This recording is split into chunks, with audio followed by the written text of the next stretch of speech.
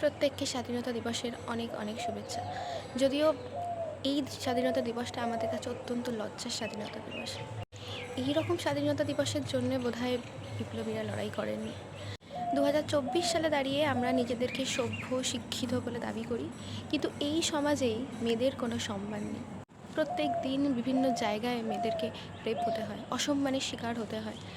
সব রেপের খবর হয়তো আমরা পাই না, কিন্তু যে খবরটা আমাদের কানে এসেছে, যে খবরটা নিয়ে আজকে এত তাণ্ডব শুরু হয়েছে, সেই তাণ্ডব কিন্তু থামালে চলবে না। আমাদের কিন্তু আমাদের লড়াই চালিয়ে যেতে হবে। আমাদের এই লড়াইকে আরও জোরদার করার জন্য প্রবাসের মানুষেরাও তারাও আন্দোলন শুরু করেছে। আমরা এর সুবিচার চাই। যারা অন্যায় করেছে তাদের আমরা দৃষ্টান্তমূলক শাস্তি চাই, এমন শাস্তি যা দেখে প্রত্যেকে ভয়ে শিউরে উঠবে। এরপরে কোনো মেয়ের দিকে নোংরা দৃষ্টিতে, লালসার দৃষ্টিতে তাকানোর যাতে মানুষ বারবার ভাবে। অত বড় একটা নামকরা হসপিটালে, নিজের কর্মস্থলে যদি একটা মেয়ে সেফ না থাকে, তাহলে এর থেকে লজ্জার আর কী হতে পারে?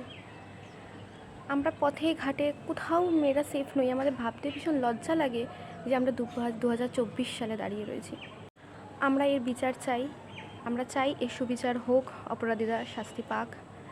এর শেষ দেখা না পর্যন্ত এই লড়াই যেন কোনোভাবেই না থামে। We want justice.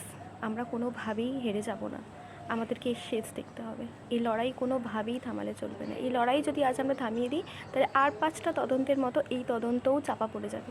তাই আমরা কোনোভাবেই এই লড়াই থামাবো না। প্রত্যেকে ভালো থাকবেন, সুস্থ থাকবেন, সাবধানে থাকবেন। নমস্কার।